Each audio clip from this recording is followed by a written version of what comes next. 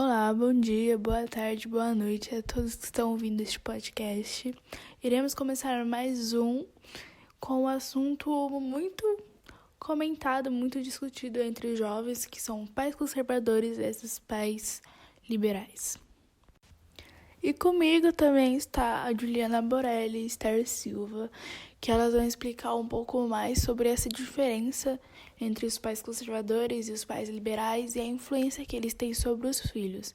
E a diferença de cada filho para cada família, né? Olá, gente. Eu sou a Esther e eu vou falar um pouco sobre pais conservadores. Bom, pais conservadores são pessoas que se opõem a mudanças, que não aceitam inovações morais, sociais, políticas, religiosas, comportamentais e também quem é muito apegado a tradições. Ou seja, são pais que não aceitam opiniões diferentes da deles dentro de casa e pais que apenas a palavra dele é lei e apenas o que ele diz é o que está certo. E isso causa muitas discórdias dentro de casa porque eles são hiper megas protetores e acaba prendendo muito os filhos, privando ele de fazerem muitas coisas que adolescentes hoje em dia fazem, como sair, fazer amigos, dentre muitas outras coisas. Então, eu vou começar falando sobre os pais liberais. Eu fiz uma pesquisa e, aparentemente, quando os pais são muito liberais na parte quando as crianças são pequenas, né, causa traumas nas crianças por conta que eles querem gerar uma maturidade nelas com o qual elas ainda não têm o suficiente para gerar. E isso acaba trazendo trauma de abandono, porque criança necessita de atenção, criança necessita de amor, criança necessita de cuidado. E quando os pais são liberais desde então, desde pequenos, acaba trazendo complicações futuramente. Tem aquele ditado, né? Quem ama, educa. E apesar dos pais acharem que estão fazendo bem para seus filhos, eles estão errando como educadores, principalmente. Pois não se pode deixar uma criança ou um adolescente fazer tudo que dá na telha, dá vontade, não existe essa cogitação. Quem vai arcar com essas consequências são os pais e os filhos futuramente. E agora falando sobre a liberdade ou sobre os pais liberais de adolescentes, por um lado é bom, né? Eu acho que o equilíbrio faz parte de tudo. Acho que algo muito excessivo acaba afetando em outras áreas. Mas nesse caso, pode causar duas coisas. A carência, porque o adolescente se sente muito sozinho ultimamente, hoje, nos dias de hoje, né? Acaba gerando esse sentimento, infelizmente, em muitos adolescentes. Ou a delinquência. Eu vi um caso com o qual uma menina conversava no telefone como se a mãe dela estivesse repreendendo ela, pois isso fazia com que ela se sentia amada, se sentia, sabe, protegida, cuidada. E a mãe da menina simplesmente não ligava pro que ela fazia, pro que ela ia fazer. E gerou essa consequência. A menina se sentia sozinha, a menina se sentia carente e levou ela a começar a falar sozinha, como se a mãe dela estivesse repreendendo ela. Enquanto isso acontecia, suas amigas falavam que a liberdade que ela tinha era a liberdade que elas queriam ter.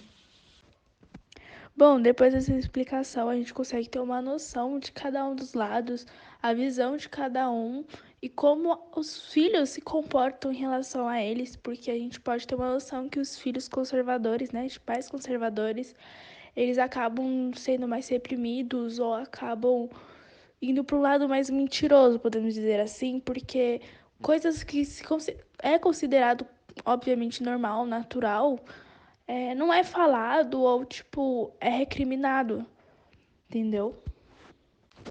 Que é o exemplo da relação sexual, que muitos pais morrem de medo de comentar, de conversar com seus filhos. E é uma coisa que tem que ser falada, tem que ser ensinada, porque a educação sexual é muito importante para os jovens, até porque é para poder se prevenir de doenças, de gravidez indesejáveis e esse é um dos assuntos que muitos pais conservadores não falam com seus filhos, é uma coisa muito recriminada e isso torna tudo muito mais difícil para o jovem, para a criança, seja lá em que idade ele esteja, se torna tudo muito mais complicado. E assim também é para os filhos de pais liberais, né?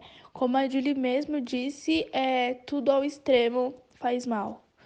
E a liberdade em extremo faz com que os filhos tomem, tipo, certas atitudes, e às vezes nem é porque eles querem, mas sim para chamar atenção em relação para sentir o carinho dos pais, sentir que eles são importantes, porque ainda mais em meio a uma pandemia, isso é uma coisa muito desejada, né? Sim, exatamente, como a Milena falou. Pais conservadores têm tendência a ter medo de falar com os filhos sobre muitas coisas, como ela deu o exemplo de relações sexuais. Existe um preconceito muito grande em falar sobre essas coisas com os filhos, porque eles pensam que incita os filhos a fazerem isso. Só que educação sexual não incita ninguém a fazer nada. Eu penso assim que ter uma noção do que tem que fazer, do que tem que usar para se proteger, ter cuidado, é muito importante, porque se você tem medo de falar para o seu filho que ter relações sexuais precisa disso e precisa daquilo, é possível que seu filho possa contrair uma DST, possa contrair uma gravidez indesejada, ou então um filho. Então eu acho importante falar sobre todos esses assuntos com os filhos, não só relações sexuais, mas como viver no mundo atual, porque a gente vive numa atualidade muito complexa, onde a gente vê coisas novas todos os dias, há conceitos novos todos os dias. Então eu acho que orientar os filhos para viver na no século de hoje é muito importante para que a gente não possa se arrepender lá na frente, para que os filhos possam ser pessoas diferentes do que eles foram lá na frente. Eu acho muito importante. E fazendo aqui um adendo, como a Milana mesmo disse, tudo demais faz mal. E eu penso que o conservadorismo, ele em excesso, pode sim acarretar em problemas futuros, problemas psicológicos futuros para os filhos, como a Julie disse. É, a criança vai acabar se sentindo abandonada, vai acabar pensando que a vida é somente regras, é somente aquilo que os pais disseram e não vai poder viver em sociedade pela superproteção que eles tiveram quando criança. Isso é muito sério, porque a gente pensa num mundo totalmente diferente e uma criança que vive num teto sobre pais conservadores que impõem regras sobre tudo, acabam tendo uma visão do mundo totalmente diferente do que a gente vê. E é realmente isso pode acarretar em muitos problemas, como medo de pessoas, medo de se relacionar com pessoas. Então, eu acho que muita coisa demais para um filho, muitas regras, muitas coisas, ao mesmo tempo faz mal. E é isso. Realmente, Esther, como você disse assim, eu acho que o diálogo faz parte da vida, né? Porque quem tem boca vai a Roma, aquele ditado, né? E realmente o diálogo ajuda em muitos aspectos na nossa vida, né? Tanto na vida psicológica, né? Na nossa saúde mental, quanto no dia a dia, né? Nas nossas escolhas. Porque toda escolha tem uma consequência. E nós sabemos que quando é muito reprimido, vai fazer o que os pais não querem. Como uma doutora falou, o jovem gosta de desafios, ele gosta de experimentar coisas novas. E tá tudo bem, porque todo mundo já foi jovem, os pais já foram jovens, e às vezes eles querem proibir os filhos de quererem viver por medo deles cometerem algum erro que eles cometeram no passado. Mas eu acho que isso se resolve não com a repreensão, mas sim com o diálogo, porque quanto mais você repreende, mais a pessoa vai ter curiosidade, quanto ela ter a oportunidade de provar aquilo, seja qualquer coisa em geral, vou generalizar aqui para vocês, é capaz dela se apegar pelo fato de ser uma coisa imprópria, uma coisa que os pais não querem que aquilo aconteça, então é capaz dela querer desafiar os próprios pais. E como eu disse no começo, temos que ter o equilíbrio. Os pais devem ter equilíbrio, eles não devem repreender e nem liberar ao excesso, ao extremo. Acho que a base ali, o diálogo faz parte de tudo. E querendo ou não, muitos pais conservadores, no caso, né, têm muita dificuldade em entregar a sua confiança aos filhos. Porque nós jovens, principalmente os jovens, né, sabemos das consequências das nossas escolhas, né? Porém, às vezes a gente quer agir por impulso, às vezes a gente não pensa, e cada dia que passa, nosso pensamento vai mudando. Então, realmente, nós precisamos dessa conversa, sabe, com pessoas que realmente sabem como que funciona lá na frente, pessoas que têm conhecimento da vida, sabe, que já passaram por dificuldades, que vai nos ensinar a fazer assim, a não fazer isso, porque acha que aquilo é melhor, ou afim, entendeu?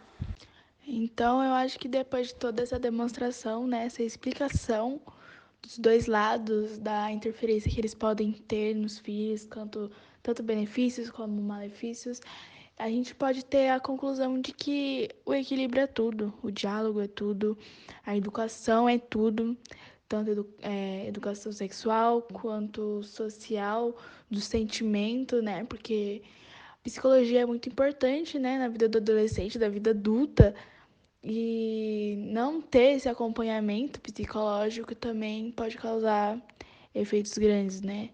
E os pais também têm que estar procurando o melhor para os filhos e até porque eles já passaram por isso e eles sabem como é difícil essa época onde muitas coisas têm mudado, o corpo tem mudado, os pensamentos, convivência, tudo tem mudado na vida deles, passando de um adolescente para um adulto de repente, e tem que ser acompanhado esse pensamento, tem que ser acompanhado essa mente para que não possa ter problemas psicológicos como ansiedade, depressão, como muitos jovens têm hoje em dia. Então, independente de religião, independente de pensamentos opostos políticos ou não, a gente tem que entender que o importante é a saúde psicológica, é a saúde sexual, entendeu? E a educação mesmo, o diálogo, a conversa entre pais e filhos e saber que eles estão lá para você, entendeu? Saber que fazer com que o filho entenda que os pais estão para isso, para te acompanhar, para te ajudar, para te orientar. Então, eu acho que tudo que foi dito foi muito importante, mostrando que o equilíbrio é tudo. Nada em excesso faz bem. Então, acho que a gente pode estar encerrando este podcast. Eu agradeço muito a Juliana Borelli, a Esther Silva, que nos orientou um pouco mais sobre os assuntos e por ter essa conversa gostosa que tivemos e muito explicativa. Então é isso, eu sou Milena Diniz e eu agradeço por ouvirem o podcast. É isso, galera. Espero que vocês tenham gostado, que a mente de vocês possa ter aberto depois desse podcast que nós trouxemos para vocês e que vocês possam seguir a partir de agora com um novo pensamento sobre a vida. Um beijão e até a próxima. Isso aí, galera. Espero que tenha gostado. Nós preparamos com muito carinho para vocês e espero que consiga compreender o que a gente quis passar. Um beijão.